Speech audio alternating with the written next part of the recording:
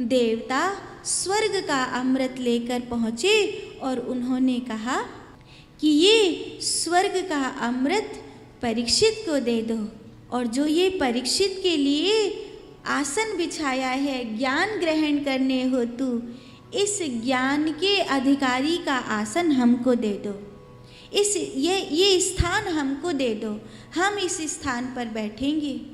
ज्ञान का अधिकारी वो नहीं है जिसने कुछ कीमत चुकाई हो। ज्ञान का अधिकारी तो वो है जिसने अपने आप को पात्र बनाया हो। कीमत चुकाना एक विषय है और अपने आप को पात्र बनाना ये बहुत बड़ा विषय है। आप क्या दे सकते हो? क्या है आपके पास? आपका शरीर, आपका पैसा, आपकी कला, आपकी योग्यता और कुछ? आप कुछ भी दे दो, आप उसकी कीमत की बराबरी नहीं कर सकते। क्व स्वधा क्व कथा लोके क्व कांच क्व मणिर्महान ब्रह्मरातो विचारेवं तदा देवान जहासः। जैसे कांच का टुकड़ा लेकर मणि नहीं दी जाती, ऐसे ही इनके स्वर्ग के अमृत के बदले में भागवत नहीं दिया जा सकता। भागवत तो उसी को दिया जा सकता है जो भागवत के लिए पात्र बनकर बैठा हो।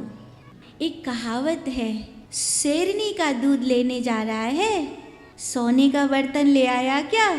क्योंकि अगर तुझे शेरनी का दूध मिल भी गया और तेरे पास सोने का बर्तन नहीं है, तू भरेगा काय में? गुरु ढूंढने जा रहा है, खुद का पात्र तैयार कर लिया क्या?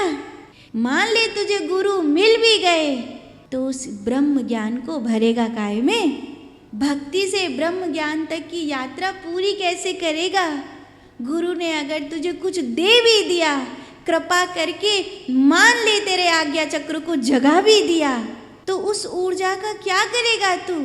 चूंकि तेरे पास पात्र नहीं है तो फिर तू उसे मूलाधार में ही बहा देगा, तू उसे ब्रह्मरंध्र में नहीं ले जाएगा। तो जैसे शेरनी का दूध लेने जा रहा है तो पात्र तो ले आ, सोने का बर्तन तो ले आ, गुरु को ढूंढने के लिए जा रहा है, अपने आप को ब्रह्म ज्ञान के लिए तैयार तो कर ले।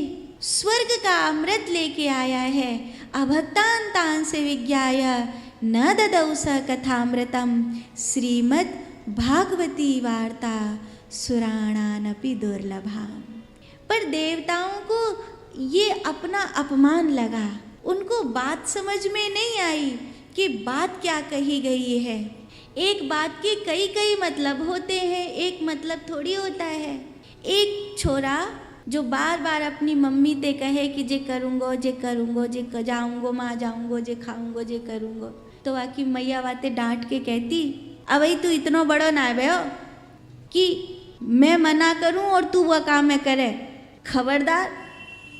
तो वो अपने पापा के पास गया, पापा मैं इतना बड़ा कब होऊंगा कि मम्मी मना करे और मैं उस काम को कर लूँ।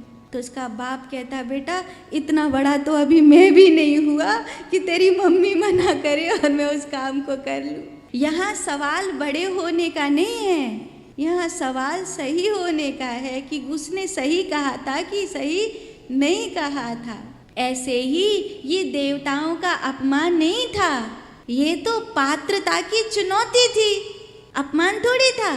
ये तो पात्रता की चुनौती है, इसमें स्वर्ग के अमृत का कोई अपमान थोड़ी है कि स्वर्ग का अमृत छोटा है या वो क्या नाम है उसका अपमान हो गया, अमृत को छोटा बता दिया। बताओ, नहीं, अमृत को छोटा नहीं बताया है।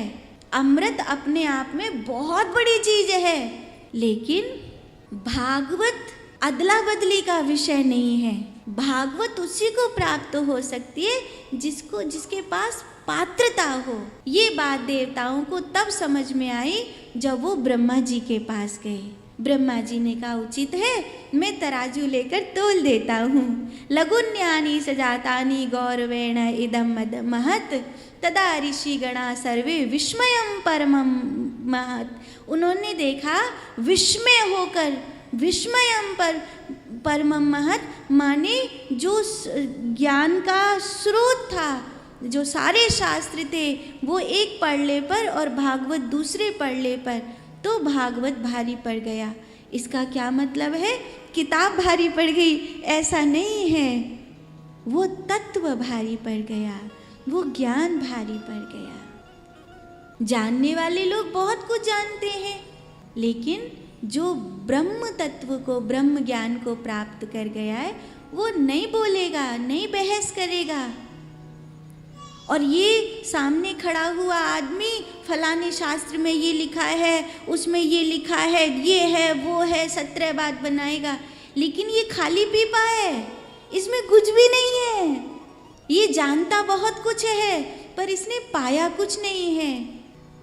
उसने उसे नहीं पाया जिसे पाने के बाद कुछ और पाना बाकी नहीं रहता। तो वो जो तत्व है जिसे ब्रह्म ज्ञान कहते हैं, जिसे तत्व ज्ञान कहते हैं, जिसे केवल्य कहते हैं, जिसे मोक्ष कहते हैं, जिसे भक्ति कहते हैं, वो भागवत में है। इसीलिए भागवत भारी पड़ गई, किताब थोड़ी भारी पड़ी। लोग समझते तराजू लेके तोला चारों वेद तुम आज धर लो और किताब तो सबरी भारी पड़ जाएंगी भागवत जी पे।